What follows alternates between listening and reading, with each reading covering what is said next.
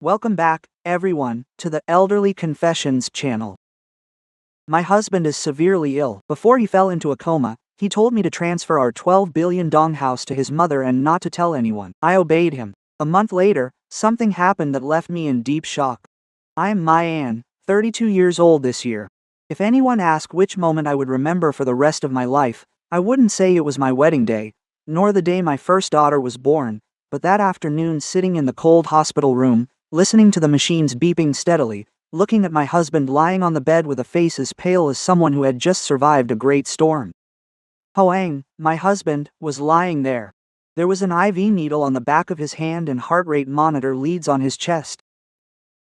Beyond that door, the doctor was preparing files for a brain surgery that just hearing about made my limbs go weak, yet his eyes remained strangely alert. He looked at me, not crying, not complaining, just quietly squeezing my hand as if to remind me to stay calm. Everything started a week ago. At first, Hoang only complained of headaches. He said it was likely due to the stressful work over the past few months, the company having so many orders, and him staying up late every night to review documents. I urged him to go for a checkup. He just brushed it off with a smile, saying, "It's just a little headache, honey, it's nothing. I'll be fine after a good sleep." But then, the pain didn't stop. One day, while eating dinner, he dropped his chopsticks, clutched his forehead, and his face turned pale. Another day, just after stepping out of the bathroom, he had to lean against the wall because his vision had suddenly blurred. I started to feel afraid. But what truly terrified me was that night when Hoang was holding our daughter, Jia Han, we call her MIT, at home.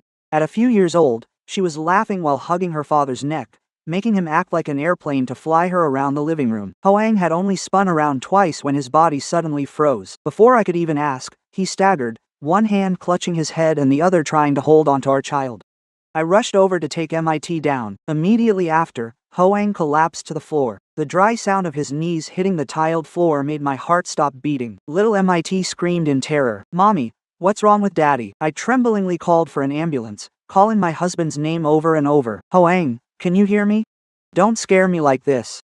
At the hospital, after a series of tests and scans, Dr. Locke called me into his private office. He looked at me for a long time before speaking slowly, telling me to stay calm.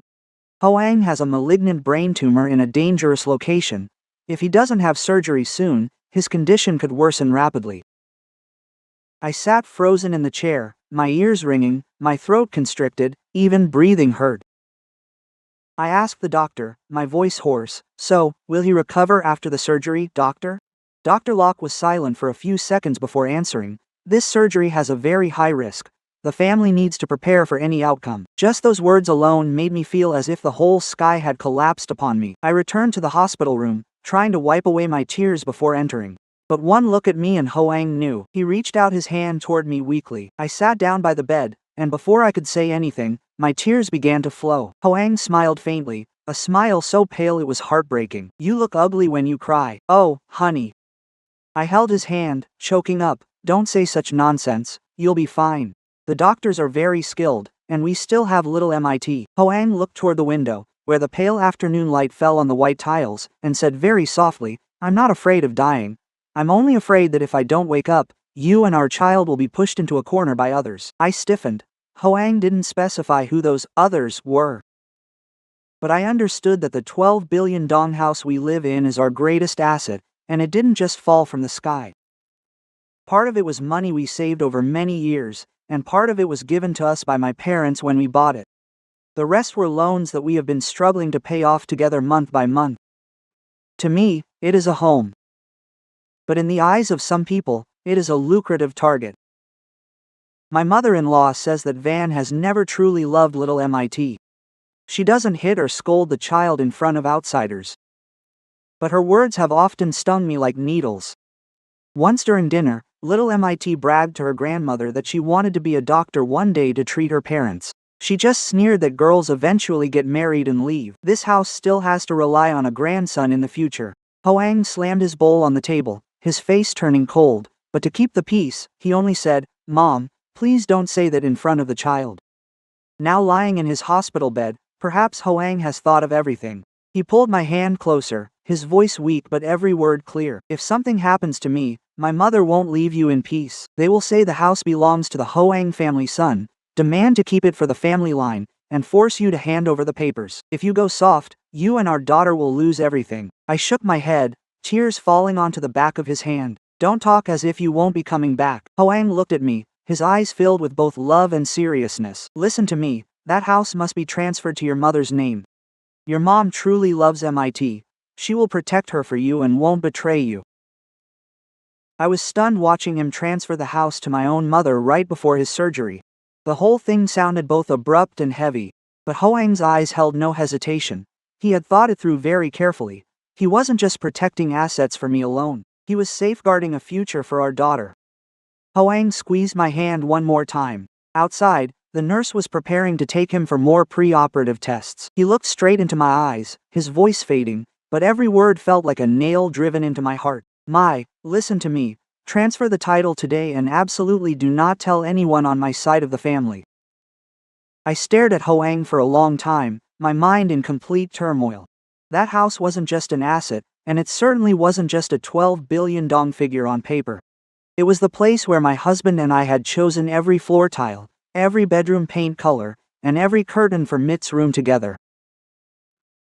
On our first night moving in, Hoang hugged our daughter in the living room, laughing as he said this was our little nest, yet now he was the one telling me to secretly transfer it to my mother. Seeing me silent, Hoang gently squeezed my hand. He was very weak at that time, but his gaze remained sharp. He said slowly, "Mai, I know what you're thinking. This isn't about doubting family, nor do I want to pit you against them. It's about protecting our child from greed." I bowed my head, my tears falling onto the white sheet. The calmer he was, the more it hurt. A man about to undergo life or death surgery had to worry about securing a future for his wife and child. Just thinking about that made my heart feel like it was being crushed. In truth, Hoang was not wrong. I had noticed many times before that my mother-in-law was interested in the house deeds. Mrs. Van didn't ask bluntly, but she always knew how to be indirect in a way that made you uncomfortable. Once when she visited, she stood by the filing cabinet in the study, pretended to dust it, and asked, "Where do you two keep the house title? Whose name is it in? Is there much left on the bank loan?" I just smiled it off, saying Hoang kept all the documents. She smirked, saying that if the son earned the house, the paternal family should at least know about it. If a woman holds too many papers, it leads to trouble later on. Another time, during a family meal at his house, Mrs. Van even made subtle hints in front of our relatives. Daughters-in-law these days are too clever. If the husband's family isn't careful, they'll lose everything. A son's property should be managed by his own parents. That is only proper. At that moment, Hoang put down his chopsticks and looked at his mother with displeasure. He said, "Mother, our home is our own business. Please don't use propriety to talk about assets." Mrs. Van did go quiet, but the way she looked at me from that day on was colder than before. I took out my phone to call my mother. When I heard my mother's voice on the other end, I almost couldn't keep my composure. I told her about Hoang's condition, what the doctor said, and then choked up as I told her about Hoang wanting to transfer the house to her. There was a long silence on the other end. I could hear my mother's sharp intake of breath and the sound of her pulling up a chair. My mother loved Hoang like her own son. The news of his brain tumor was shocking enough for her, let alone such a heavy request. A moment later, my mother spoke, her voice raspy but very firm. "My Anne, listen to me. I'm not putting my name on it to take anything from you. I'm doing it to ensure a future for you and my grandchild." If Hoang was clear-headed enough to ask for this, it means he understands his family better than anyone. I burst into tears. My mother continued, saying this must be done legally. Every word must be clear. Later, no matter who sues or makes false claims, no one will be able to overturn it. That very afternoon, my mother contacted Lawyer Bin, an old acquaintance of my father. Mr. Bin arrived at the hospital quickly, carrying his briefcase with a serious expression. He didn't rush into anything, instead questioning Hoang thoroughly about his health, his intent to transfer, the origin of the house, and whether he was being coerced. Though weak, Hoang answered very clearly. He looked at Mr. Bin and said every word, "I want to protect my wife and daughter. If I recover, the house will remain our home. If I don't, at least no one will be able to kick them out onto the street." To ensure everything was airtight, Dr. Locke was invited to confirm that at the time, Hoang was fully alert, of sound mind, and capable of making his own decisions. The necessary documents were carefully prepared. Hoang signed every page himself. Each time he finished a signature, He had to close his eyes and rest because of the headache. I stood by his side, my hands clenched so tightly my nails dug into my palms, feeling both love for him and fear for the day I might have to use those papers against his own family. To avoid suspicion from my in-laws, I called Mrs. Van to say I had to handle hospital insurance procedures and payment paperwork for Hoang's surgery. She just hummed in response, didn't ask where I was going, and didn't tell me to be careful. At the time, I comforted myself by thinking she was just distressed and worried about her son. But later, a nurse I knew whispered to me that while I was away, Mrs. Van didn't ask how Hoang was, nor did she ask what was needed for the surgery. She pulled the doctor into a corner of the hallway and asked quietly, "If something happens to my son, how will his property assets be handled?" Hearing that, a chill ran down my spine. That question was like a bucket of ice water dousing the last bit of hesitation in my heart. Her son was still lying in a hospital bed, yet to undergo life-saving surgery, and her only concern was the property. I no longer blamed myself. I only felt sorry for Hoang. It turned out he wasn't being paranoid at all. He was just someone who knew the family he was born into all too well. By evening, all the important procedures were finally complete. My mother officially held the title to the 12 billion dong house. Holding the documents in her hand, her eyes red, she told me, "I will keep this for you and the child, fulfilling the promise I made to Hoang. As long as I am alive, no one will touch your home." I nodded, unable to speak a word. That night, I returned to the hospital, put the copies of the documents in a brown folder, and locked them in the private room's small safe. Hoang looked at me and asked softly, "Is it done?" I held his hand. Forcing a smile, I said, "It's done, rest easy and go into surgery. Our home, our child, I will protect them." Hoang let out a very light sigh, as if he had just set down the last heavy burden in his heart. But as for me, watching him close his eyes to rest under the pale hospital lights, my heart felt both relieved and pained. Relieved because my child and I now had a way out. Pained because I understood that from that moment on, I wasn't just preparing for my husband's surgery, but also for a long war against those who shared his own blood. The next morning, Hoang was taken into surgery. The sky was strangely gloomy. Looking down from the 12th floor hospital window, the whole city seemed covered in a thin layer of gray fog, cold and heavy. I wore the thin jacket I'd stuffed into my bag last night, sitting on the bench outside the surgical ward, squeezing my wedding ring so hard my palms burned. I don't know how long I stared at the operating room door, only that every time the red light above it flickered, my heart tightened as if pulled hard. Little Jiahan was taken home by my mother early in the morning. She didn't want to leave, clinging tightly to my neck and asking, "Mommy, does it hurt when Daddy goes in there? Will Dad be home tonight to read me a bedtime story?" I bit my lip until it bled, leaned down to stroke her hair, and lied in the calmest voice I could manage. "Dad is going in so the doctors can help him. Be a good girl, MIT, and go with Grandma. Mom will video call you tonight, okay?" I didn't want her standing in the hospital hallway, watching adults weep, hearing heavy words she shouldn't have to hear in her entire life. Before being wheeled into the operating room, Hoang was still conscious. He lay on the gurney, his head prepped for the surgery. His face was pale, but his eyes looked at me so brightly. I walked right beside him, trying to keep my footsteps from trembling. At the operating room door, the nurse signaled for family to stop, and Hoang suddenly reached his hand out toward me. I hurriedly took it, leaning close to hear him speak. His voice was very faint, but every word was as clear as if it were weeping into my heart. Whether I wake up or not, you must live with dignity. Don't kneel before anyone." I burst into tears immediately. I wanted to scold him, tell him not to say such unlucky things, but my throat was tight, so I just nodded repeatedly as tears fell onto the back of his hand. Hoang looked at me one last time, the corners of his mouth twitching as if to smile, and then the operating room door closed in front of me. The surgery lasted over 9 hours, yet those 9 hours felt like 5 years to me. I sat then stood, walked a few steps then returned, my eyes never leaving the status board outside the surgery area. My mother called to ask about the situation, but I only said a few words before hanging up, afraid I would sob out loud. Mrs. Van, my mother-in-law, was there too. She was dressed in black, her hair hastily tied up, pacing back and forth in front of the operating room, muttering prayers to heaven and Buddha. But what made my heart turn cold was that in her cries, her concern for her son was mixed with things that were hard to stomach. At one point, she wailed in front of our relatives, "Oh God, if something happens to Hoang, who will manage the house and the company? If he's bedridden, What will become of this family? I stood a few steps away, and my heart turned cold hearing it. Her son was lying between life and death, yet, through her weeping, I could still clearly hear the words, house, and company.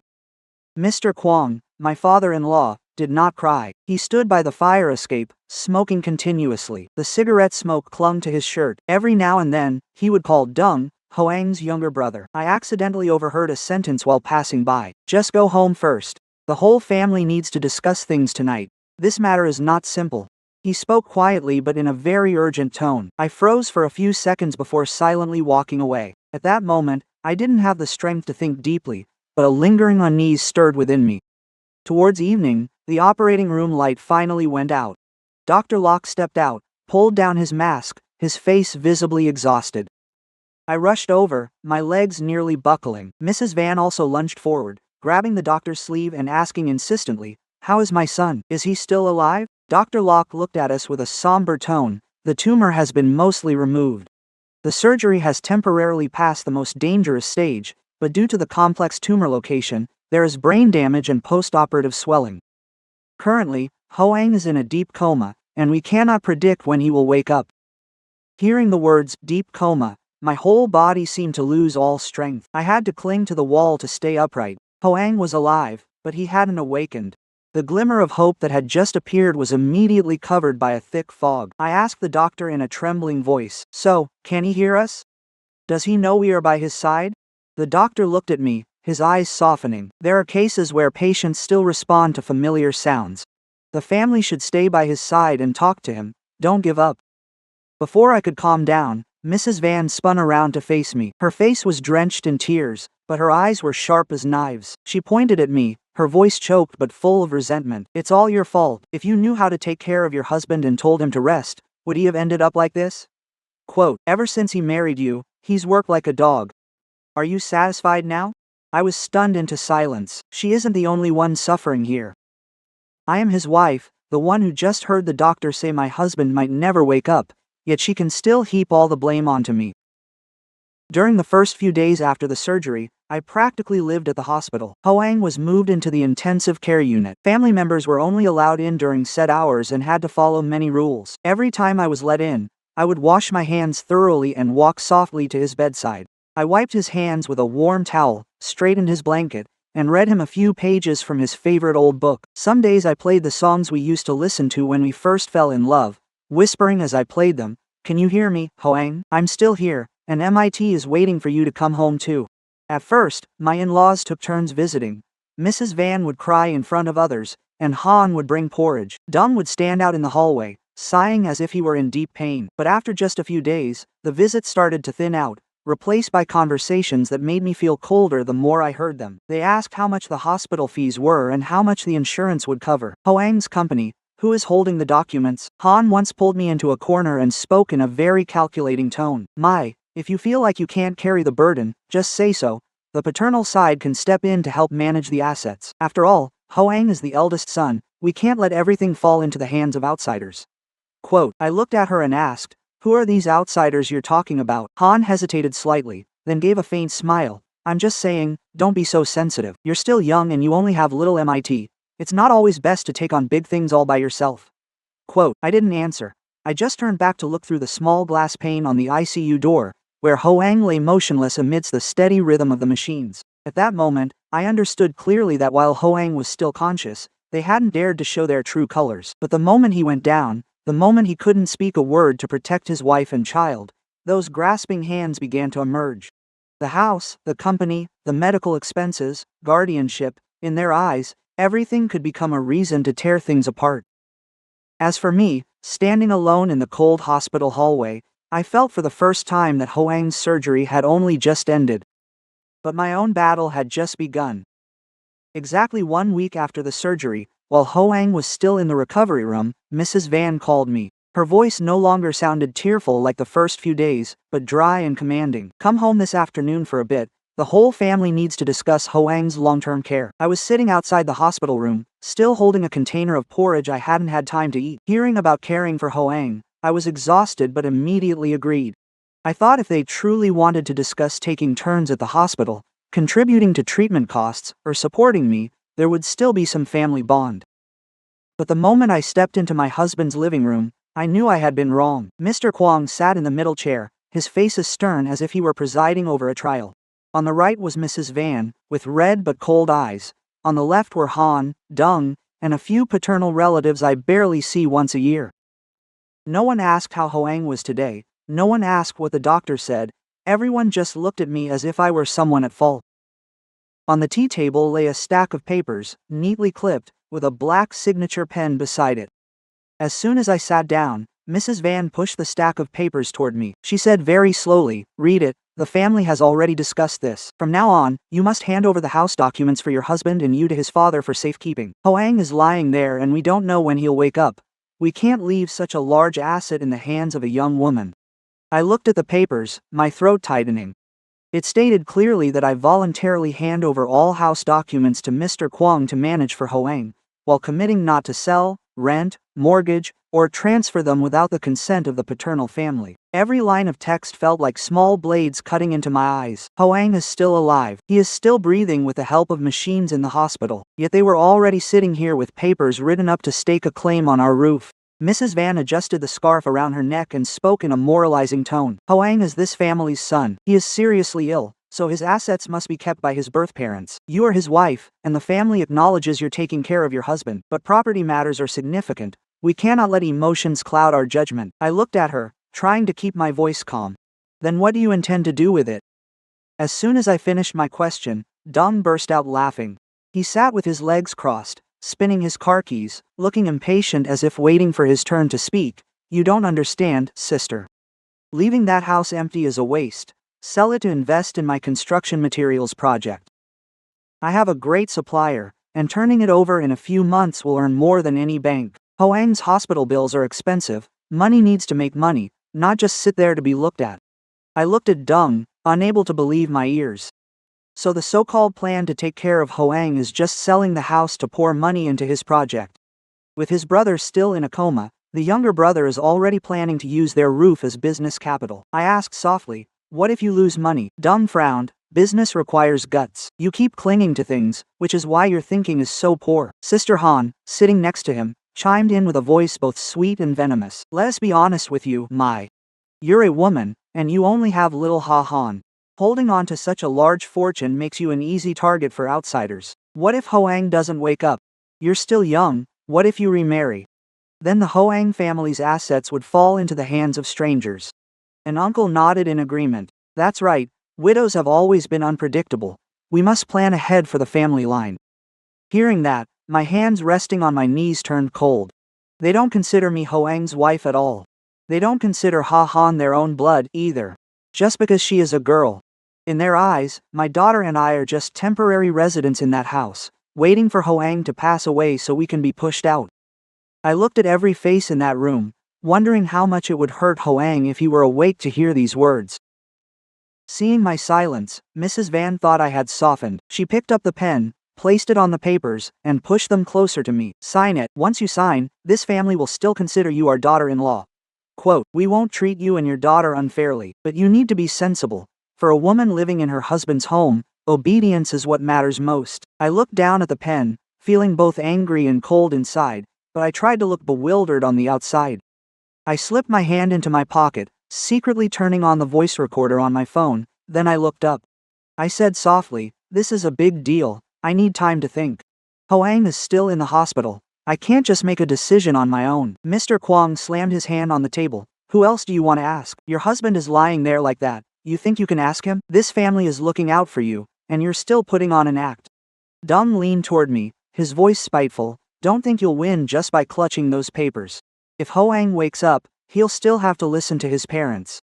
And if he doesn't wake up," he left the sentence hanging. But his eyes said the rest of it. I felt a chill down my spine, but I bit my lip and stayed silent. Mrs. Van suddenly stood up. She no longer maintained her soft facade. She pointed directly at my face, her shrill voice echoing throughout the living room. "Don't think that just because Hoang is obsessed with you, that house belongs to you and your child. He's not dead yet, but this family has to plan ahead. Be smart and sign it. Don't make the whole family go to the hospital to drag you out and talk." I looked at her, my heart aching, but my mind was unusually clear. The recording was still running in my pocket. Every word they said was being captured. I stood up, grabbed my bag, and gave a slight nod. If today our family only cares about the house, and no one asks about Hoang, then I ask to return to the hospital. My husband is waiting. No one saw me to the door. Behind me, Mrs. Van's voice echoed with bitterness. Let's see how long you can hold out. I stepped outside. It was dark, and the wind blew cold against my face, but I was no longer trembling inside.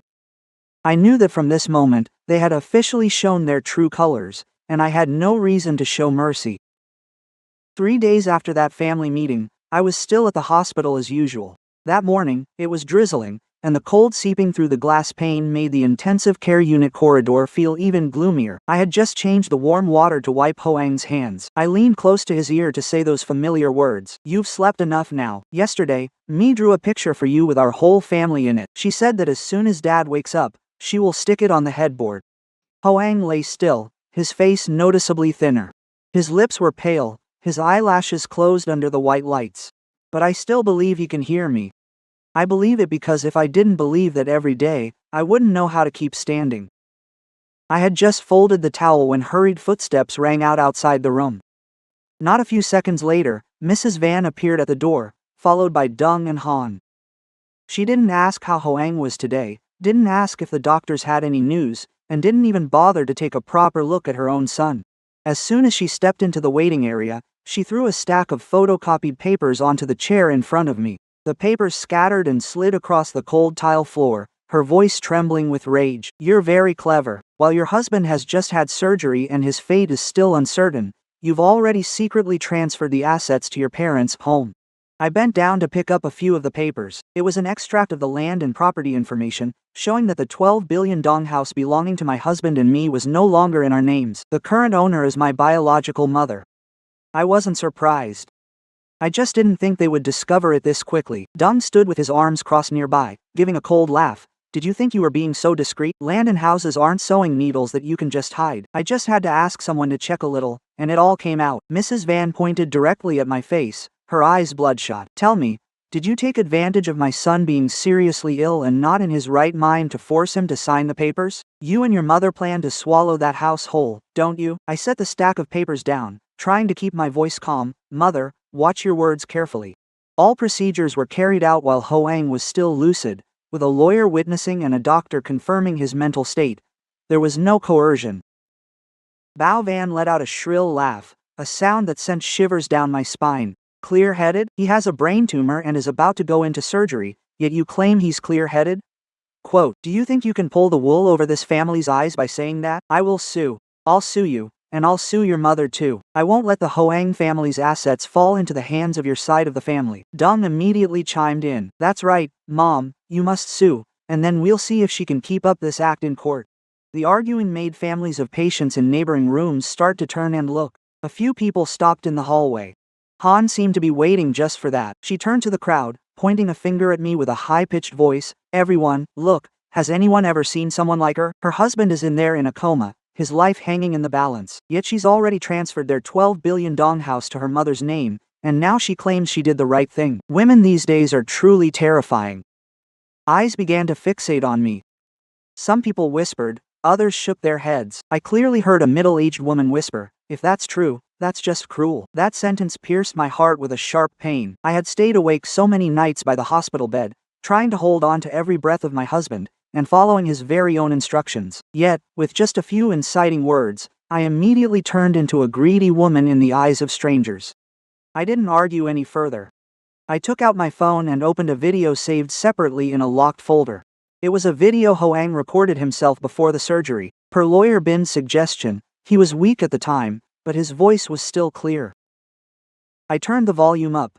Hoang's image appeared on the screen, his face pale, his eyes stern. I am Nguyen Minh Hoang, and I am completely clear-headed as I speak these words. I voluntarily agreed to transfer our house to my mother-in-law, Mrs. Tan, for her to hold it in trust for my wife and daughter. This decision was not forced by anyone. If anything happens to me, I don't want my Ann and Jia Han to be pressured into giving up the house by anyone claiming to be family. The entire hallway went deathly silent. The previous whispers died out as if someone had choked them off. Han opened her mouth but couldn't get a single word out. Mrs. Van stared at the screen, her face turning paler by the second. I turned off the video and looked up at her. Did you hear that clearly, Mother? These are your son's words, not mine. Dung gritted his teeth, his face flushed red. He remained stubborn, insisting my brother had brain damage. He claimed those words were worthless, questioning if he was even of sound mind at the time. Just then, Dr. Locke walked over from the end of the hallway. He must have heard the commotion. He looked around and said sternly, "I am Mr. Hoang's primary physician." Before the surgery, the patient was fully conscious, responsive, and correctly understood and answered cognitive assessment questions. If needed, the hospital has medical records to confirm. This time, Dung went completely silent. Han bowed her head, while Mrs. Van stood frozen as if she had been slapped in public. But shame didn't stop her, it only made her more furious. She rushed toward the hospital room door, pushed me aside, and leaned close to Hoang's ear as he lay motionless. Her voice hissed, thick with rage. "Wake up, Hoang. Wake up and see how your wife is betraying our family. You've been nursing a viper in your bosom, my son." I stepped forward to pull her away. But at that very moment, under the white blanket, Hoang's finger twitched. It was very slight, so slight that if I hadn't been watching him with every ounce of remaining hope in my heart, I might have missed it. I froze, my heart pounding. No one else saw it. Mrs. Van was still gasping with anger. Dung was still glaring at me with hatred in his eyes. I leaned closer to Hoang, my lips trembling, but I dared not call out loud. One thought echoed in my mind. Hoang heard it, he heard everything. After the day Mrs. Van caused a scene at the hospital, I thought they would at least feel enough shame to be quiet for a while, but I was wrong about people who see greed as righteousness. Being exposed didn't stop them, it only made them find crueler ways. They no longer bothered to keep up a polite facade in front of me. They switched to attacking my only weakness, little Jia Han.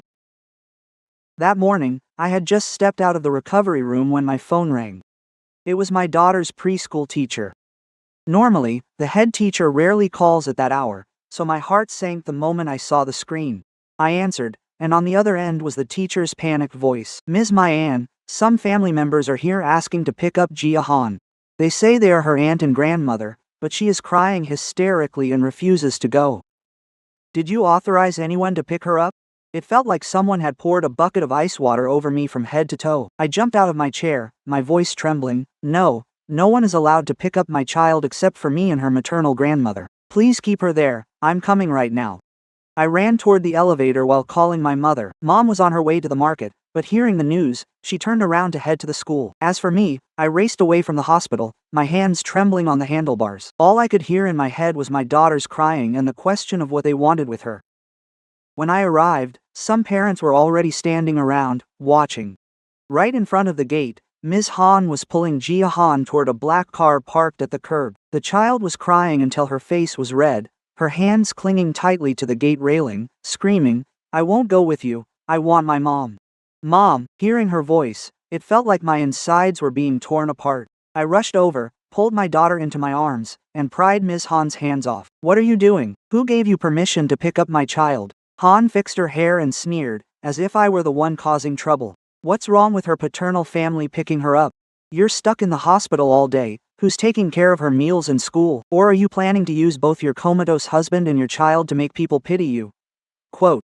I held Jia Han tight, feeling her small body trembling in my arms. I tried to control my anger. "I am alive, my mother is alive. It is not your place to take my child on your own. If you touch her again, I will call the police." As soon as I finished, Ms. Van's voice sounded behind me. "Go ahead and call. Let's see if the police believe a mother with mental issues or our entire paternal family." Quote. I turned around. Mrs. Van was standing there, holding a stack of papers, her expression a mix of feigned sorrow and triumph. She thrust the papers out in front of the teacher and the parents standing nearby. "Teacher, look at this. My daughter-in-law's mental state has been unstable since she fell ill.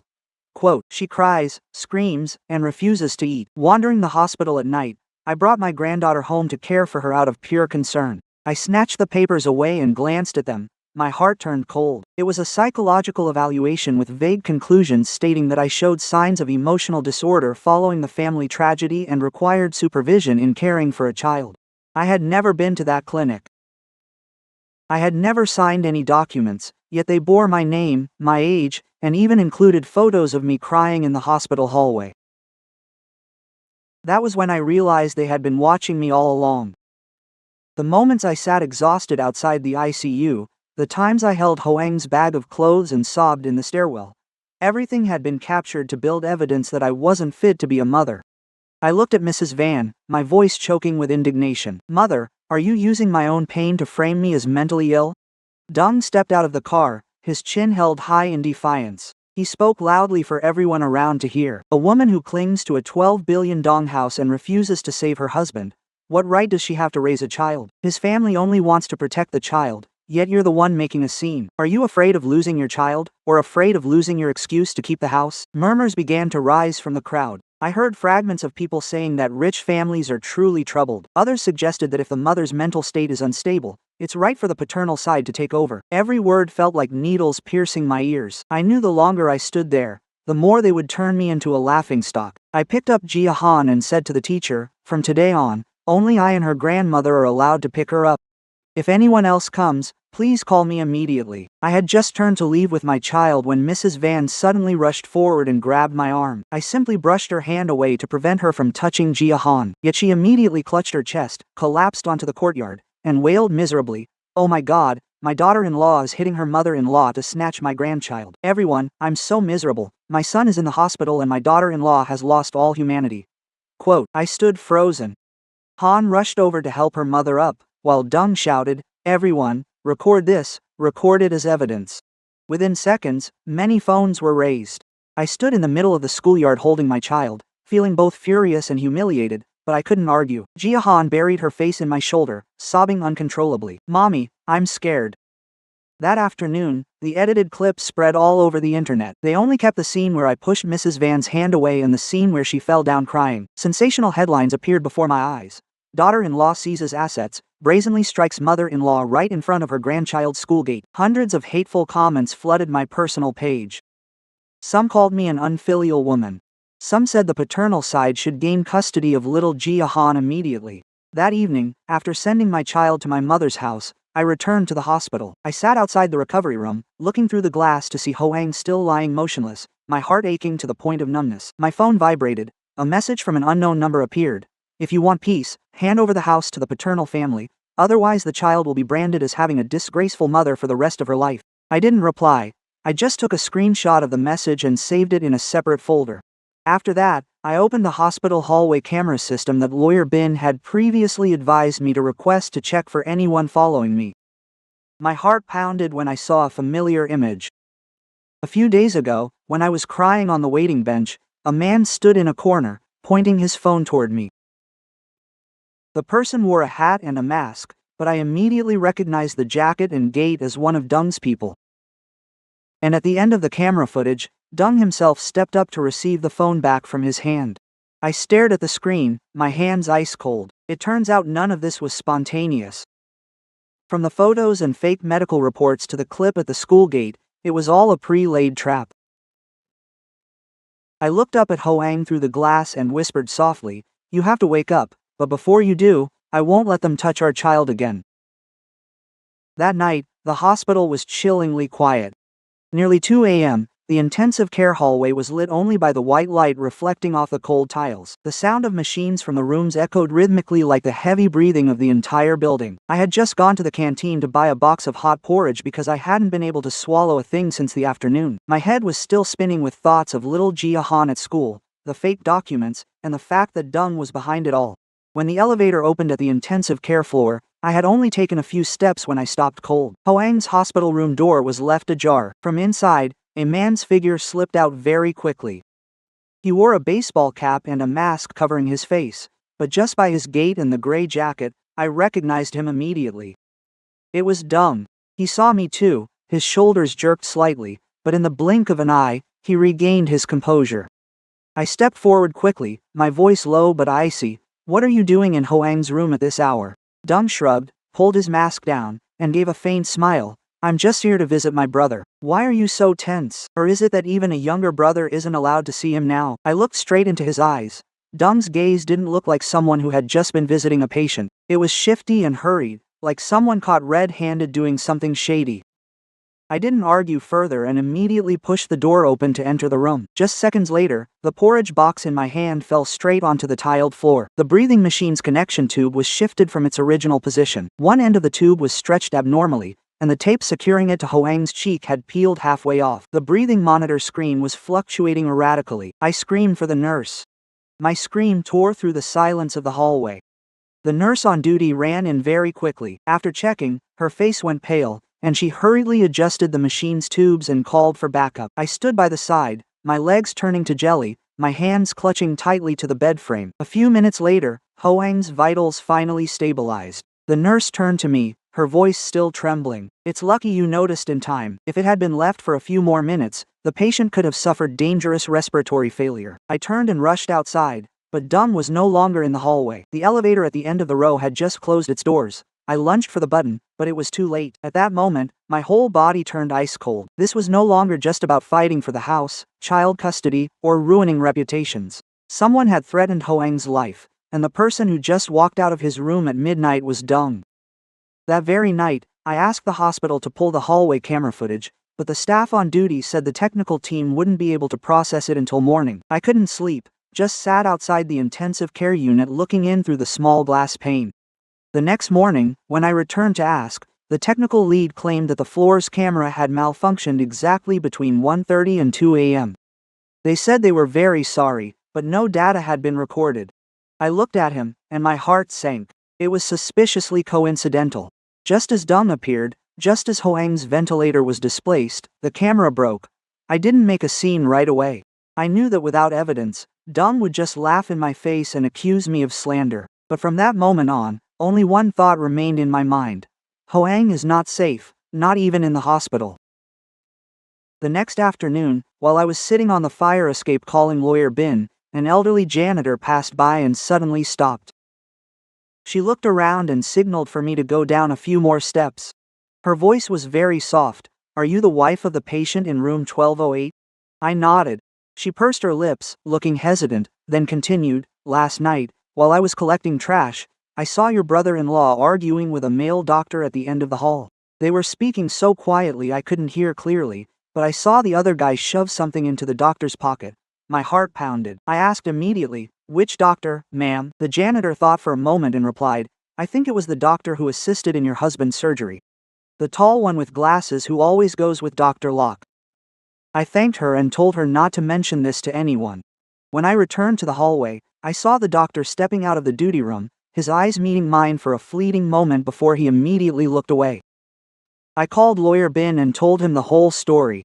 That very evening, he had someone quietly look into Dung. The results came back faster than I expected, and they were more horrific than I imagined. Dung is nearly $8 billion in debt from football betting, loan apps, and illegal moneylenders. Creditors have repeatedly gone to his material supply company to cause damage and even send threats that if he doesn't pay within a month, the whole family won't have peace. I held the file the lawyer sent, my hands ice cold. Now I understand why Dung is so desperate to sell the $12 billion Dong house. It wasn't for any investment project. It was a lifeline for his mountain of debt. But if he's willing to touch his own brother's ventilator just because of debt, how much more terrifying can a human heart be? Late that evening, when I returned home to get more clothes for Hoang, I accidentally heard Dung and Han's voices coming from the living room. I stood behind the door holding my breath, as Dung gritted his teeth and said, "As long as Hoang doesn't wake up, the house must end up in our hands." Han's cold voice replied, "Don't be stupid. We have to force his wife to hand it over willingly so it's clean. If we make a scene, we'll all go down together." I stood frozen in the darkness. The man Hoang called his younger brother, who used to eat at the same table and was helped with capital for his business, is now waiting for him not to wake up to easily split the assets. And Han, who always claims to love her brother-in-law, is calmly plotting to force me to give up the house myself. I covered my mouth with my hand to keep from sobbing out loud. I had just stepped back from the door when my phone vibrated. It was Lawyer Bin. His voice was more serious than ever. You must listen very carefully. I just discovered that someone is secretly preparing documents to declare Hoang permanently incapacitated. If they succeed, they will use their status as immediate family to control all assets and medical decisions. I closed my eyes, feeling as if the ground beneath me had collapsed. It turns out they don't just want Hoang to stay unconscious. They want to use his very coma to turn him into a silent stamp, then legalize everything they intend to steal. In that darkness, I gripped my phone tightly, telling myself I couldn't collapse, because if I did, both Hoang and my daughter would be devoured by them without a trace. The next morning, I received a message from Mrs. Van. It had only one sentence. Come home for a family meeting this afternoon. We can no longer let you decide everything regarding Hoang. I stared at those words for a very long time. After what I heard last night, I understood this wasn't an ordinary family gathering. This was a trap laid out, just waiting for me to step into it so they could force me to submit. I called Lawyer Bin immediately. He listened and said only one thing. Go, but don't go alone legally. Turn on your GPS and start recording the moment you enter the gate.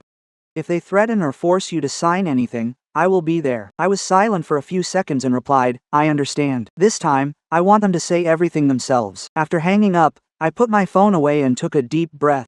I was no longer the woman who only knew how to cry in the hospital hallway. That afternoon, when I walked into my husband's house, the sight before me sent chills down my spine. The living room was packed with his paternal relatives. Faces both familiar and strange were all looking at me with judgmental eyes. In the middle of the room, the ancestral altar was set up more formally than usual. Incense smoke filled the air. On the wooden table beneath the altar lay a thick stack of papers neatly arranged next to a signing pen. Mr. Kwong sat in the center chair with his back straight, his face as stern as a judge's. Mrs. Van sat beside him, her eyes puffy, but her mouth set in a determined line. Dung and Han stood on both sides like two gatekeepers. I had just put my bag down when Mr. Kwong growled, Stay standing there. Today, before our ancestors and relatives, you must make things clear. How long do you intend to cling to Hoang's assets? I looked around the room, feeling the cold gazes fixed upon me. No one asked how Hoang was doing today. No one asked if the doctors had any new updates. They were all just waiting for my answer about the house. An elderly relative with gray hair slammed his hand on the table, his voice hoarse but booming. Your husband is in the hospital, hovering between life and death, and you're clinging to his assets. How immoral. What kind of woman is this greedy? Another aunt immediately pointed her finger at my face. You women really change your colors when money is involved. Sweet and charming when your husband is healthy, but the moment he falls ill, you try to drag everything back to your own family. Are you not afraid of karma? I stood still, listening to it all. If this had been before, I might have trembled, cried, or tried to explain, but now, the more they scolded me, the colder my heart became. I only asked one question. Did you call me here to ask about Hoang, or to force me to sign these papers? The room went silent for a few seconds. Then Mrs. Van grabbed the stack of papers on the table and threw them right in front of me. Read them, sign them, and everything will be settled. I looked down at the document. It was titled, Power of Attorney for Hoang Family Assets, but the contents were so blatant they made me want to laugh.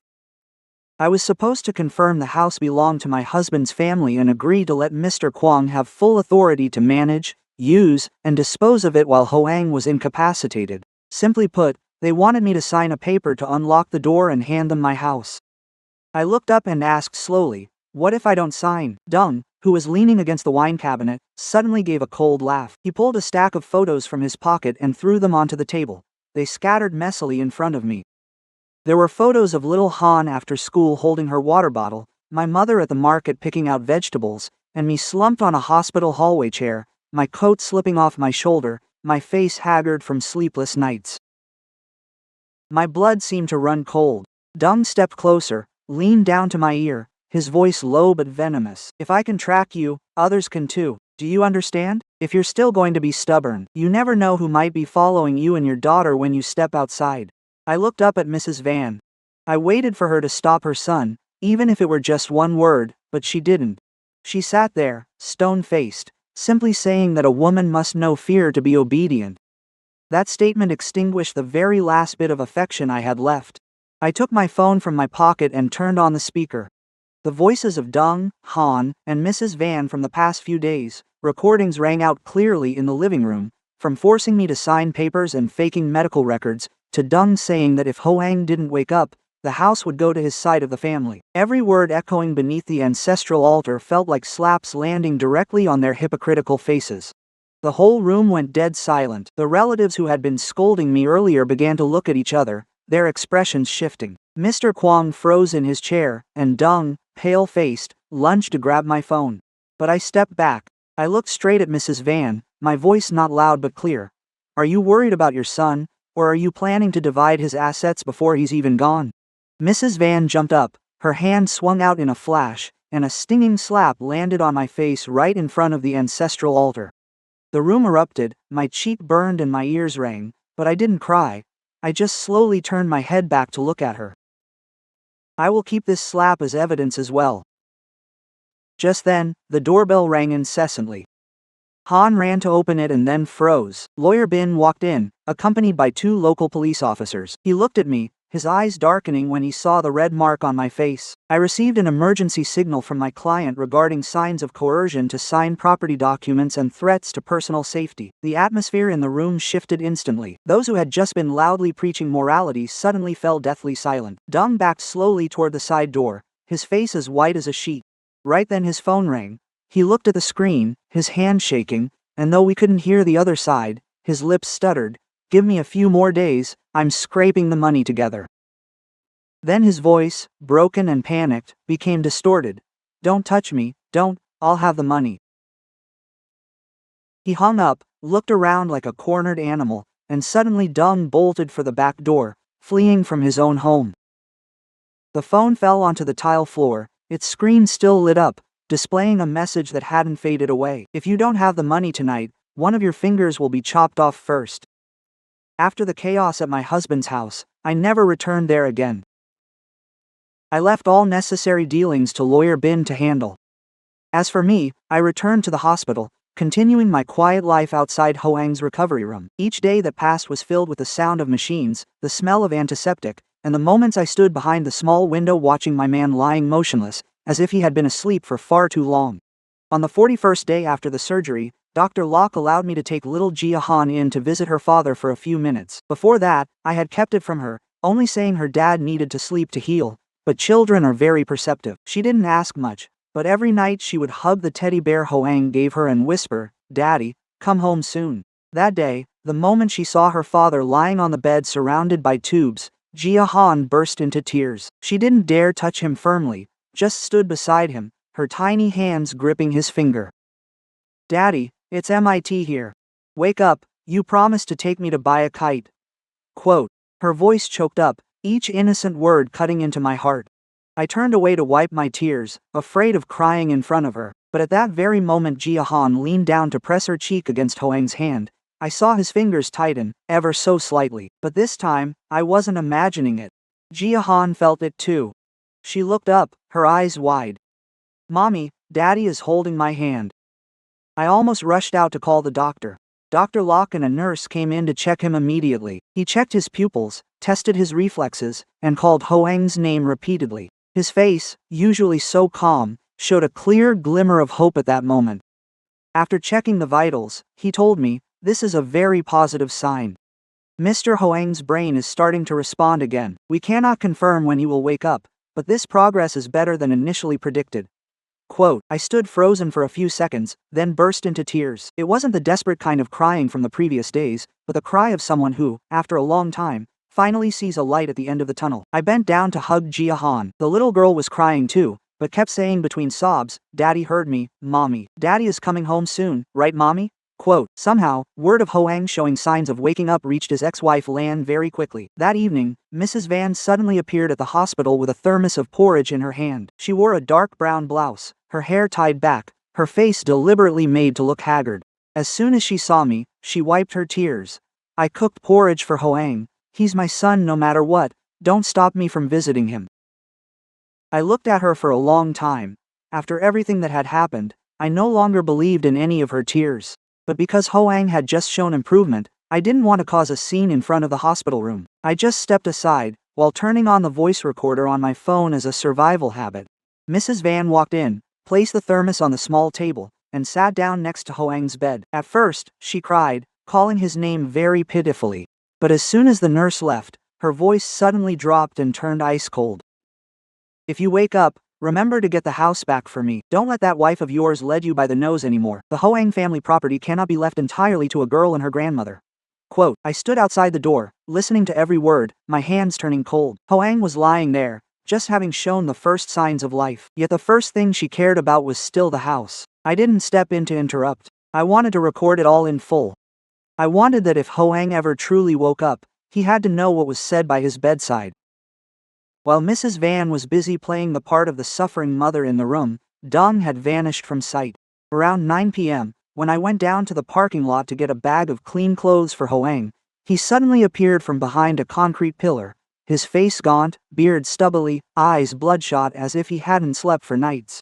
As soon as he saw me, he lunged forward, devoid of his usual arrogance, and collapsed on his knees before me. "My Anne, I'm begging you. Sell the house and save me this once. I only need 8 billion. I promise to pay you back once I earn it." I stepped back, looking at the man who once threatened my child and me, now kneeling on the cold concrete floor. But I felt no pity, only fear. A man pushed to the edge is capable of anything. I told him clearly, the house is no longer in my name, and even if it were, I wouldn't sell it to save you from a debt you created yourself. Dung snapped his head up, the pleading in his eyes vanishing quickly, replaced by that familiar, venomous look. He stood up, dusted off his knees, and gave a twisted smile. "Do you think Hoang will believe you when he wakes up? I just have to say you colluded with the lawyer and doctor to force him to sign the papers, and that's it." Having said that, he pulled out his phone and showed me a video clip. It was a scene of me. Lawyer Bin and I were getting Hoang to sign papers before the surgery, but the video had been edited. The parts where Hoang voluntarily explained his reasons were removed, leaving only the image of me standing by the hospital bed with papers in front of him, looking exactly like someone coercing a sick patient to sign away assets. Dung tilted the phone toward me, laughing hoarsely. "Once this video goes viral, you'll be the woman who waited for her husband to be dying just to seize the house. Guess who the internet will believe?" I gripped my bag strap tightly, trying to keep my face from showing any emotion. "If you want to leak it, go ahead, I still have the original." Dung gritted his teeth and stepped closer. "Your original might not spread as fast as my dirt." After saying that, he turned and walked away, leaving me standing in the parking lot with a cold chill running down my spine. I understood that he was no longer thinking clearly, and a desperate man like him wouldn't stop at just leaking a video. That night, near 11 o'clock, I had just returned to the intensive care floor when the hallway lights flickered, the white light flashing a few times before going completely dark. The entire floor plunged into darkness for a few brief seconds, but it was enough to make my heart stop. Immediately after, the backup power system kicked in. The monitor in Hoang's room suddenly began to beep rapidly. On the screen, the heart rate line was spiking erratically. Doctors and nurses rushed into the room for an emergency resuscitation. I stood outside the door, my hands gripping the glass edge tightly, calling out Hoang's name over and over. In that chaotic moment, I saw at the end of the hall, the emergency exit door closing, and a figure in black quickly disappearing down the stairs. I intended to follow, but the doctor's call for more emergency equipment kept me frozen in place. My husband was in there, I couldn't walk away. 10 minutes later, Hoang's vitals finally stabilized. I collapsed into a chair, my entire body soaked in cold sweat. Just then, a young nurse approached me. She scanned the area quickly and secretly shoved a small USB drive into my hand. Her hands were shaking uncontrollably. Leaning in close, she whispered, "You must be careful. Someone wants the patient Hoang to never wake up." I gripped the small, cold USB in my palm, knowing it could be the key to the most horrific truth and the evidence to corner those people.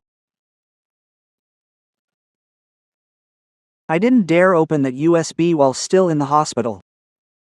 After what the nurse said, I felt like every corner, every camera, and every passing gaze might belong to someone watching me. I tucked it deep into my pocket, zipped it shut, and tried to keep a normal expression. But my heart was pounding so hard I felt anyone nearby could hear it. I took the elevator down and went straight to the parking lot. It was late, the hospital parking lot was deserted, with only a few scattered cars under the pale yellow lights. I locked the car doors from the inside, pulled down the sunshade, and took out the small laptop that Lawyer Bin had told me to always carry. When plugging in the USB, my hands trembled so much I had to try twice to get it into the slot. The screen displayed an unnamed folder containing several video clips and audio files. I opened the first clip. It was footage from the hospital's internal security camera. The angle was from the end of the intensive care hallway. The timestamp showed the night Dung had snuck into Hoang's room. I held my breath as I stared at the screen. Just as I had seen that day, Dung was wearing a hat and mask, walking quickly toward the hospital room. But what chilled me to the bone was that behind him was another person in a white lab coat. That person walked more slowly with their head slightly bowed, but when they turned sideways, I recognized them immediately as the assistant doctor who participated in Hoang's surgery, the one who always followed Dr. Locke during rounds.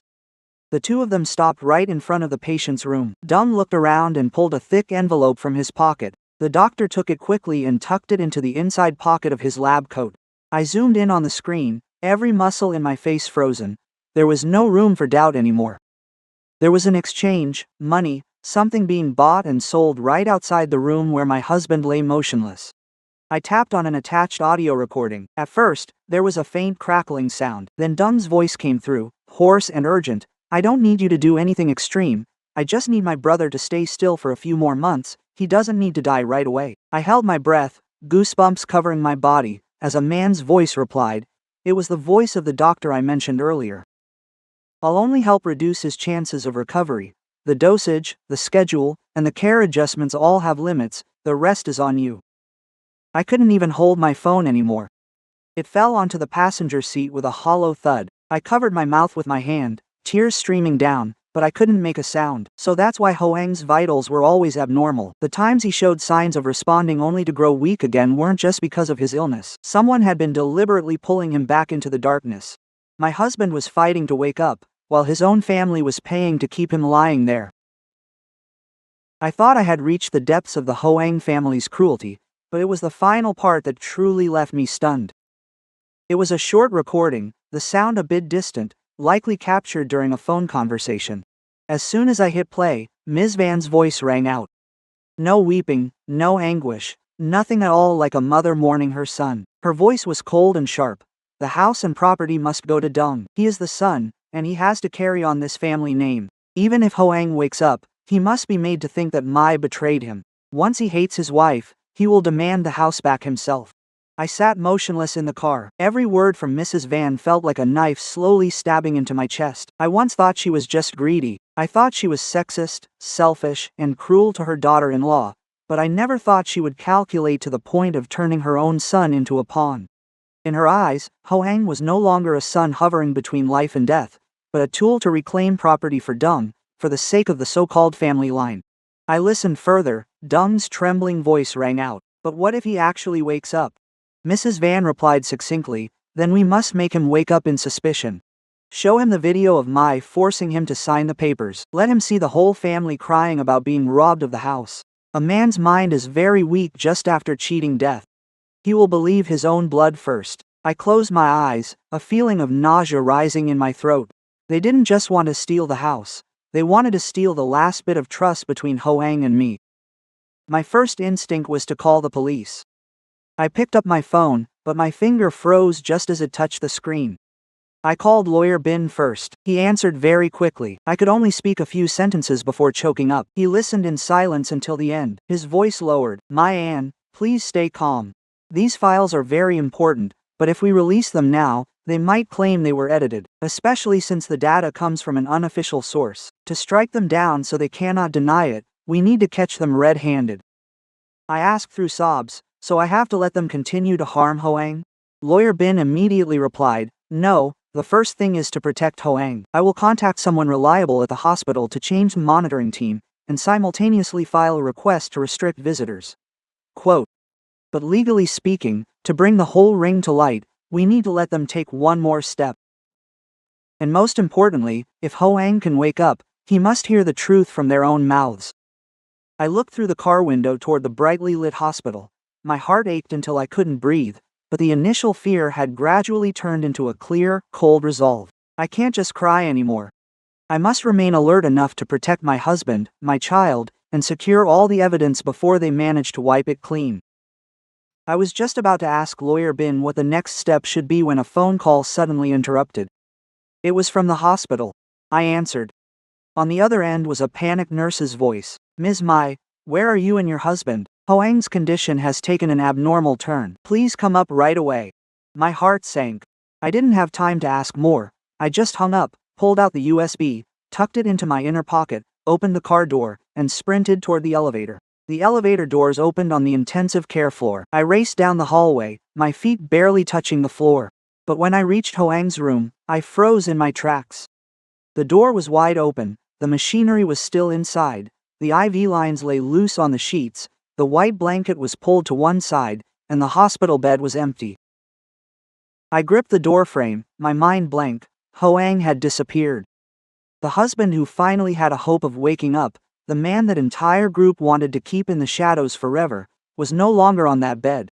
I rushed into the intensive care room like a soul lost. The bed before me was empty, the white blanket pulled to one side, the IV tube lying loose on the sheet, the needle tip still stained with a small dried spot of blood on his wrist. The monitor was still on, but the indicator lines had gone cold and flat. For the first few seconds, I couldn't comprehend what I was seeing. Hoang was just here. Only minutes ago, he was still lying here.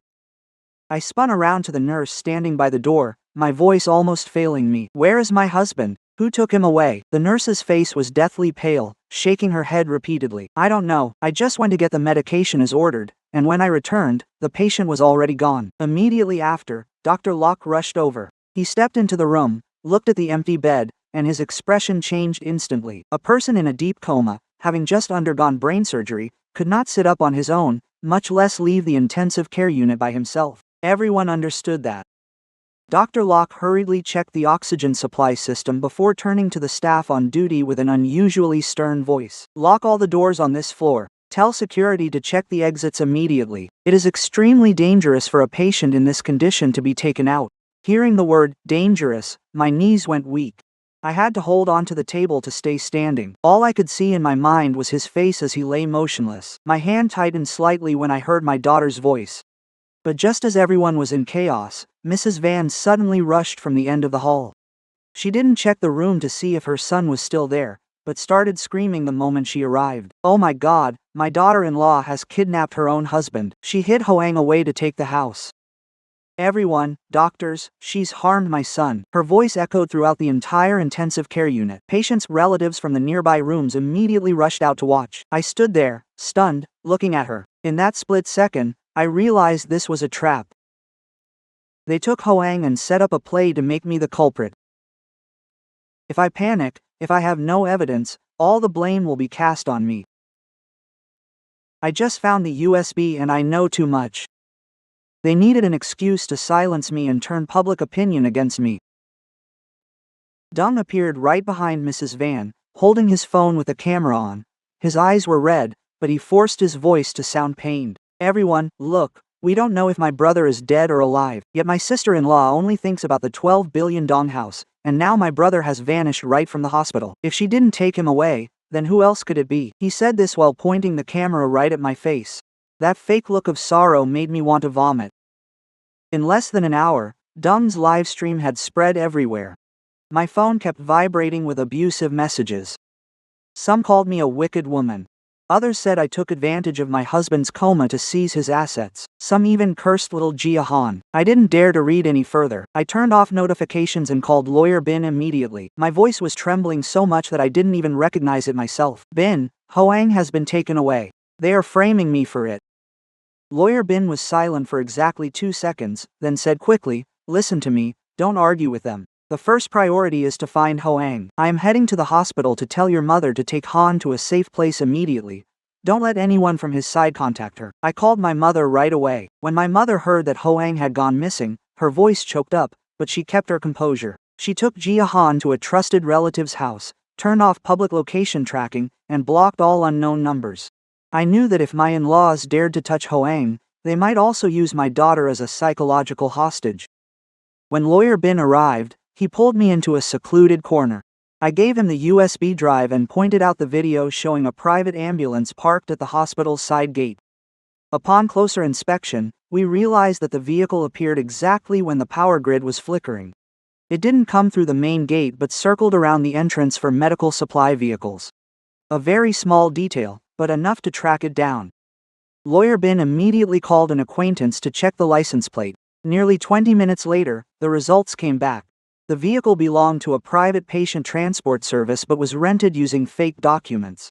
Traffic cameras showed the vehicle heading toward an old rehabilitation clinic in the suburbs, a place that has been closed for nearly half a year. Hearing that, my heart felt strangled. Hoang is in a coma without the necessary equipment. If he was taken to a place like that, every passing minute is a gamble with his life. I went there that very night with Lawyer Bin and the police. The clinic lay deep down a deserted road, its old sign peeling, the courtyard filled with dead leaves. When the door was opened, inside was only the scent of antiseptic mixed with mold. On the floor lay discarded bandages, an empty oxygen tank rolled against the wall, and a blue and white striped patient gown that I recognized instantly. It was the gown Hoang wore while in the hospital. I picked up the gown, my hands trembling uncontrollably. The collar still carried the familiar scent of the hospital. Before I could even breathe, a police officer called everyone over. On the wall at the end of the room, someone had scrawled in red lipstick, "If you want your husband to live, bring the house deed." I stared at the writing, my entire body turning cold. The person who wrote that knew exactly that the house was the weakness they'd used to pressure me, and I also knew Dung had been pushed into a corner by his creditors with no way out.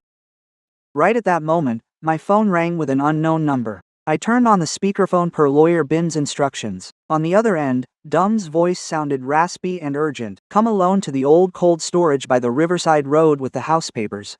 If you call the police, your husband won't need to wake up anymore." I tried to keep my voice calm. "Dung, you are leading your own brother to his death." He sneered, but his laugh was trembling. "Whether my brother lives or dies is in your hands now. Stop preaching morals to me."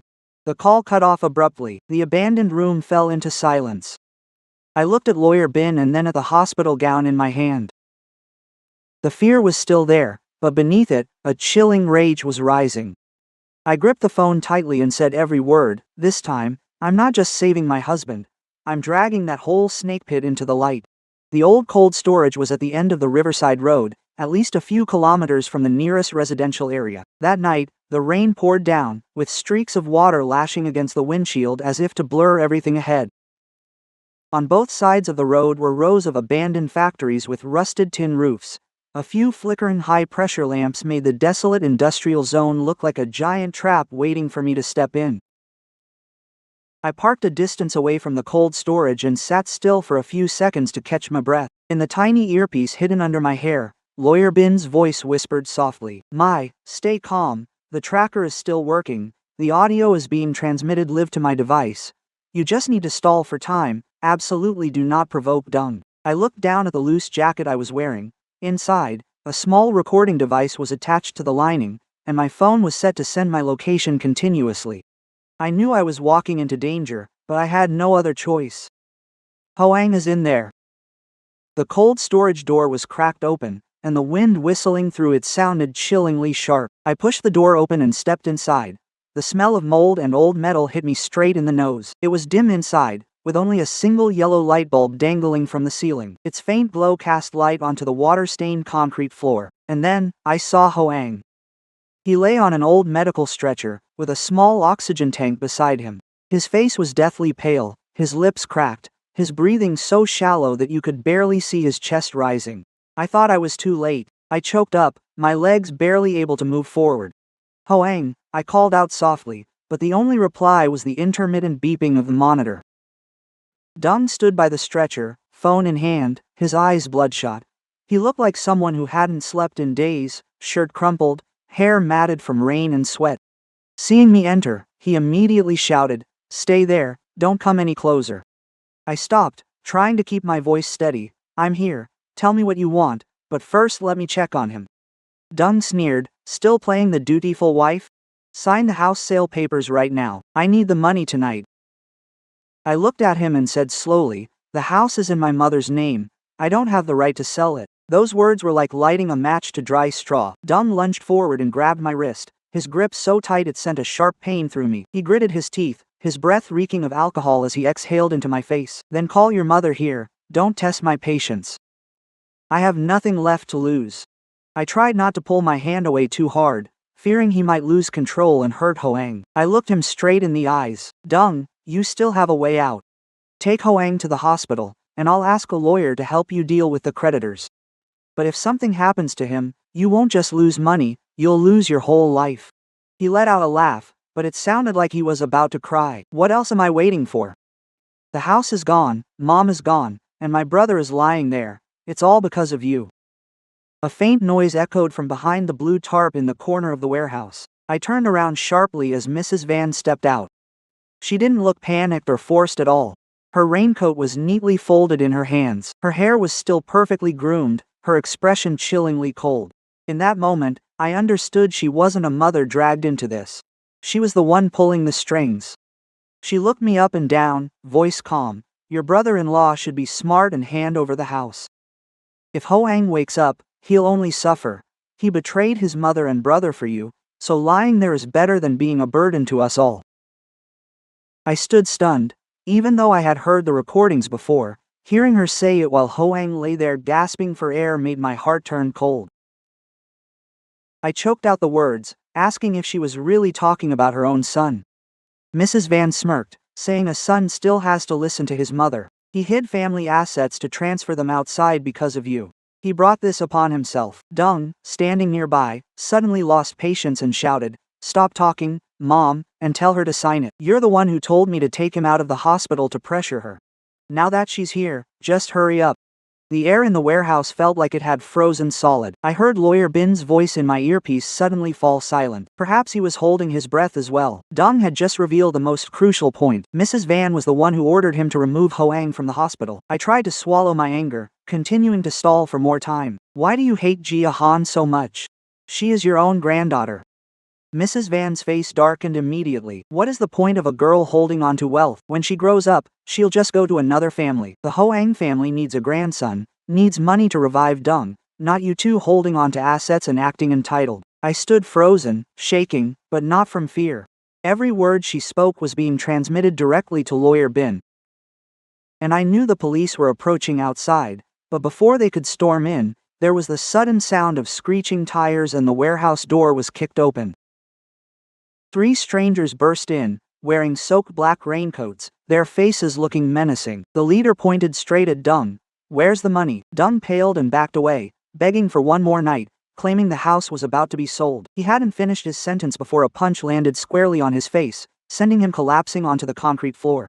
Everything happened too fast. Mrs. Van screamed, and I lunged toward Hoang's stretcher. A debt collector kicked the oxygen tank next to the stretcher, sending it rolling away. The tubing pulled taut, and the monitor began to wail incessantly. Hoang twitched slightly, his breathing grew faint, and my blood seemed to run cold. I threw myself over his shoulders, pulled the oxygen line back, and screamed until my voice cracked. "Take whatever you want, but stay away from my husband." Police sirens wailed outside the door. The group of men panicked and turned to flee. Dung lay on the ground, clutching his face and groaning. Mrs. Van stood frozen like a statue, but I only had eyes for Hoang. I pressed my hand to his cheek, calling out to him through my tears. "Hoang, can you hear me? Hold on, I'm here now." At that very moment, Hoang's eyelashes fluttered, very slowly, very weakly. Then his eyes pried open under the flickering yellow lights of the cold storage. His lips trembled. The sound he made was so faint it nearly dissolved into the rain and sirens outside. But I heard it more clearly than anything else in the world. The police sirens tore through the rain outside the cold storage. Within minutes, the debt collectors were subdued, each one escorted out amid curses and the sound of boots splashing on the wet concrete. Dung was held tightly by 2 officers, his face swollen, his mouth still stuttering. I was forced, I didn't mean to. I just wanted my money back. Meanwhile, Mrs. Van stood paralyzed beside the blue tarp. Her eyes, fixed on Hoang on the stretcher, didn't look like those of a mother who had almost lost her son, but like someone who had lost their final hand in a game. I no longer had the strength to look at them. All my focus was on Hoang. After that faint call in the cold storage, he lost consciousness again immediately. The paramedics accompanying the police quickly checked him, reattached the oxygen, and ordered his immediate transfer to the hospital. As the stretcher was pushed through the warehouse door, I ran alongside, one hand holding the edge of the stretcher, the other gripping his ice-cold hand. I kept calling his name over and over, terrified that if I fell silent, he would slip back into some dark place I couldn't pull him back from. That night, Hoang was rushed straight into the emergency room. Dr. Locke was already waiting at the hospital. Seeing Hoang's condition, his expression darkened, and he immediately rushed him inside with his team. The emergency room door closed before me, just like the day he went into surgery, only this time I carried a new fear within me. I feared that his calling for my Anne in the cold storage was the last bit of consciousness he could muster to reach out to me. I sat in the hallway, soaked from the rain, hair matted to my cheeks, my hands so cold they were numb. Lawyer Bin stood beside me and gently draped his coat over my shoulders, but I didn't feel any warmer. I just stared fixedly at the emergency door. The image of the oxygen tank being kicked away and the shrill sound of the alarm played over and over in my head. Hoang's eyes flickered open under the flickering yellow lights. If I had been a little later, if the police had arrived a little later, perhaps I would never have the chance to hear him call my name again in this life. Hours passed, and it was already beginning to turn light outside. Dr. Locke finally stepped out. I jumped to my feet, my legs numb, nearly falling over. He took off his mask, his face tired, but his eyes had softened. Hoang is out of danger. The short-term lack of oxygen made his condition critical, but fortunately, he was treated in time. His vitals are more stable now, and most importantly, his brain is showing clear signs of response. I covered my face and burst into tears, not crying from weakness, but because, after being pushed to the brink so many times, I still managed to keep my man. Dr. Locke added that the recovery process could not be rushed. Hoang might drift in and out of consciousness, struggle to speak, or have weak movements, but that is already a miracle compared to his initial state. I nodded repeatedly. As long as he has a chance, I can wait. On the 64th day since Hoang fell into a coma after his surgery, he truly woke up. That morning, I was sitting by the bed reading him a letter little Jia Han had written with her wobbly handwriting. I had just finished reading the line, "Daddy, come home soon so I don't have to sleep holding your pillow anymore," when Hoang's fingers moved. This time, it wasn't just a vague reflex. He slowly opened his eyes to look at the ceiling, then turned ever so slightly toward me. I held my breath, his lips moved, and a raspy sound emerged. Brokenly, Anne. I burst into tears right there, leaning down to grab his hand. I'm here, Hoang, you're awake. You've come back to me and our child." He stared at me for a long time. His eyes were still clouded by illness, but within them was the familiar gaze of the husband I once knew. His limbs couldn't move much, and his voice was so weak he had to pause after every sentence, but his memory remained intact. I tremblingly told him about every necessary matter. Starting with the house, I said I had done exactly as he instructed, transferred the title to my mother while he was still lucid, and kept all the documents. Upon hearing this, the corners of Hoang's eyes turned red. He tried to lift his finger to touch my hand, whispering very faintly, "You did the right thing," just those 4 words. All the resentment, humiliation, the days of being cursed at, falsely accused, and threatened, all erupted within me. I buried my head by the edge of the bed, crying like a child. The news that Hoang had regained consciousness sent his family into a frenzy. Because the cold storage case was under police investigation, Mrs. Van was not allowed to contact him freely. But under the supervision of doctors, lawyers, and witnesses, she was finally allowed to see her son. As soon as she entered, she wept bitterly and knelt by the bedside. "My son, I am suffering so much. Your wife has ruined me. She has torn our family apart and driven your brother to a dead end. You must wake up and see this clearly." Hoang lay still, watching his mother for a long time. His eyes weren't filled with immediate anger, but a heartbreaking sadness. Then he spoke slowly, each word difficult but clear. "Mother, stop acting. I heard everything." The whole room instantly went deathly silent. Mrs. Van looked as if she had been slapped in the face. Her lips trembled, but no sound came out. Hoang recounted that during his days in a coma, there were moments he was plunged into darkness, yet he could still hear fragmented sounds in his ears. He heard Mrs. Van and Dung talking about the house. He heard the words, "If he doesn't wake up, it will be even easier to handle." He heard me crying, heard Jia Han calling for her father, and heard the machines pulling him back with every breath. He whispered softly, "Just because I wasn't awake doesn't mean I didn't know who wanted me to live and who wanted me to stay down forever." Mr. Kwong stood behind him and hurriedly interrupted, "Hoang, she is your mother after all. Don't be unfilial to your own mother for the sake of your wife." Hoang turned his gaze toward his father. His face was pale, but his voice suddenly hardened. "Being unfilial is when I let my mother harm my wife and my child, then bow my head and call that morality." That statement left the whole room paralyzed in silence. Dung was brought in for a confrontation, and the moment he saw Hoang awake, he panicked and begged for mercy, his voice distorting, "Brother, I was pressured by debt. I didn't want to hurt you, I was just desperate." Hoang looked at his younger brother with a gaze so cold that I felt the pain myself. "Your debts are no excuse for you to gamble with my life." He ordered Lawyer Bin to release all recordings, camera footage, medical records, and legal property transfer documents. Upon hearing that, Bao Van collapsed, gripping the edge of the bed and sobbing silently, But Hoang was no longer as soft-hearted as before. He held my hand, weakly but firmly, and spoke before the entire paternal family. From today on, Mayan and Jia Han are my only family. As for those who wanted me dead to divide my assets, I am returning them to their rightful place. 3 days after Hoang stabilized further, Lawyer Bin proposed holding a formal meeting in the hospital's small conference room. He said that everything could not simply end with a few words of confrontation in a hospital room. What my husband's family did involved property, reputation, the safety of little Jia Han, and Hoang's own life. If all the evidence wasn't laid out clearly on the table once and for all, they would continue to twist the story to portray themselves as victims. That morning, Hoang was wheeled into the conference room by a nurse. He was still very weak, his shoulders thinner after more than 2 months in the hospital, and his voice wasn't as steady as before, but his eyes were sharp. I walked beside him, my hand resting gently on his shoulder. My mother sat behind, quietly watching her son-in-law with a look of both love and pity.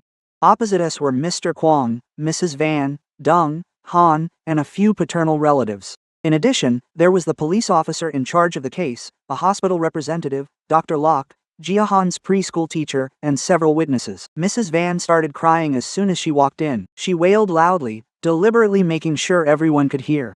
I am his mother, I gave birth to him. Would I ever harm my own child?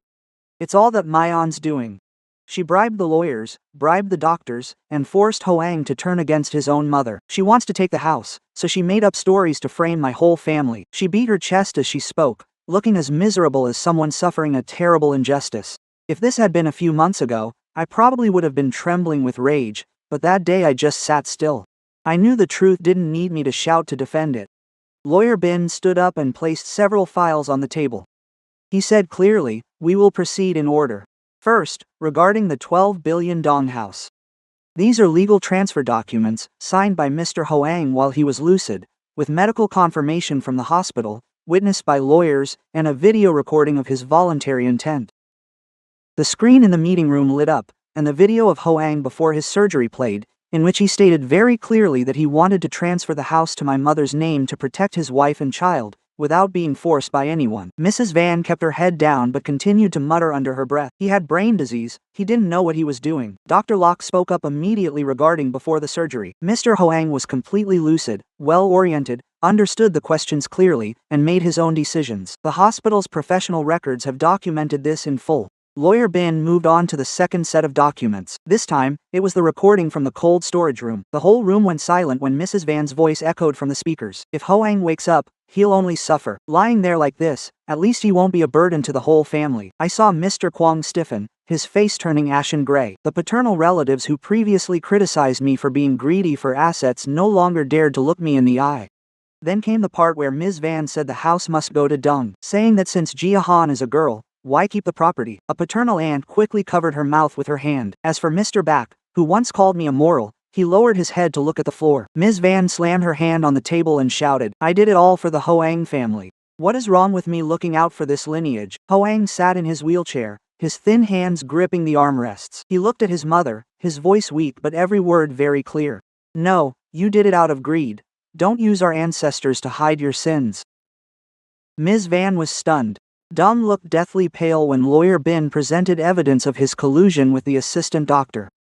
The camera footage on the USB, the envelope transactions, the audio recording regarding the reduction of Hoang's recovery chances was presented to the hospital representative and the police. The assistant doctor has been suspended from duty to serve the investigation. The hospital representative stood up to apologize to Hoang and my family, pledging to cooperate in clarifying the responsibility of everyone involved. Next was Ms. Han's turn. Lawyer Bin projected onto the screen the fake accounts that slandered me after the Schoolgate incident. Those accounts shared the same recovery phone number and login address linked to her cosmetic shop. Ms. Han turned pale and stammered, "I only reshared it, I didn't do anything." But immediately after, a message thread hiring people to post, edit clips, and write comments attacking me was revealed. She fell silent. I opened my bag and took out the stack of papers I had prepared. It was a photocopy of the forged psychological file. Photos of me being followed at the hospital and anonymous messages threatening little Jia Han. The preschool teacher stood up to testify that Ms. Han once tried to pick up Jia Han without authorization, and the child cried and refused to go. The teacher spoke very softly but firmly. At that time, Jia Han was very terrified. She kept calling for her mother. I confirmed that Ms. Mayan never neglected her child as the paternal side had claimed. Only then did my mother stand up. She has been gentle her whole life, rarely speaking harshly to anyone. But that day, her voice was very steady. She looked straight at Ms. Van. I didn't put the house in my name to steal it from anyone. I kept that house to save my daughter and grandchild from the people sitting here.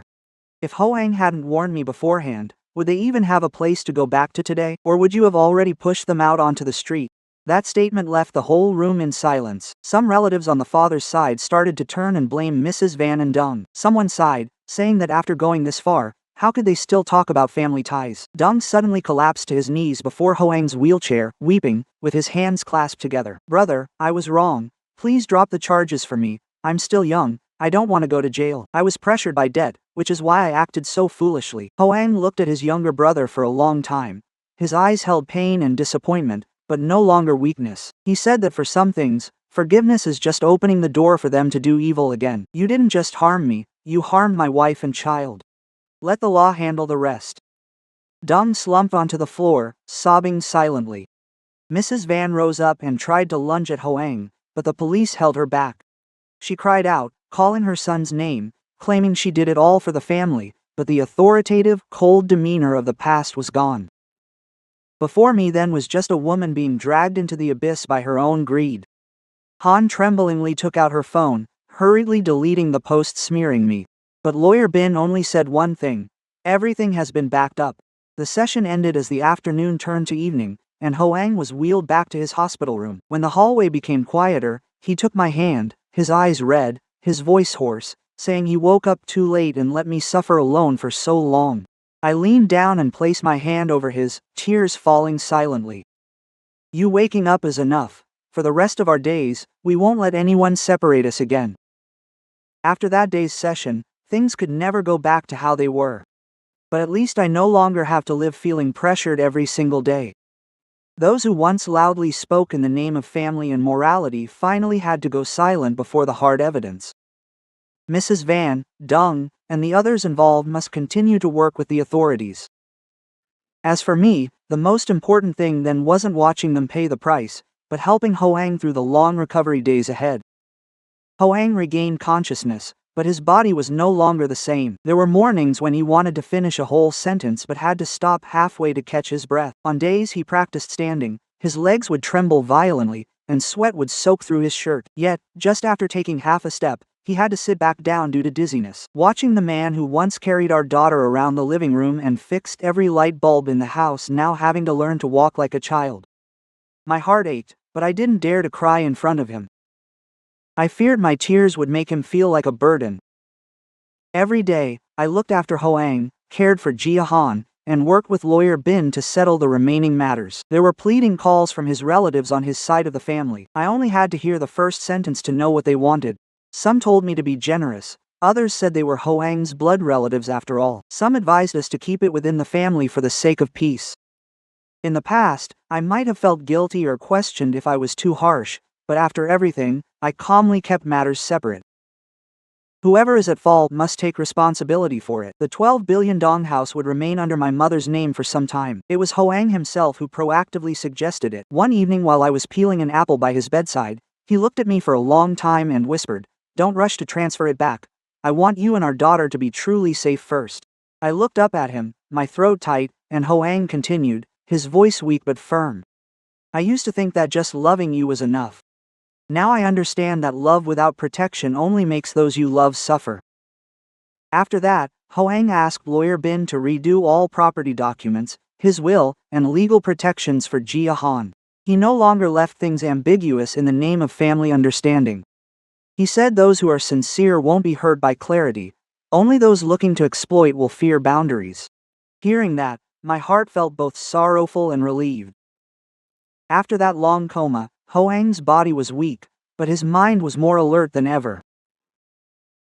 Jia Han was his best medicine. Every afternoon, she brought a new drawing to the hospital to show her dad. Some days she drew the three of us holding hands in front of a yellow house. Other days she drew her dad with a cane, mom standing beside him, and herself holding a small flag that said, "Keep going." Hoang would look at the drawings, his eyes always turning red.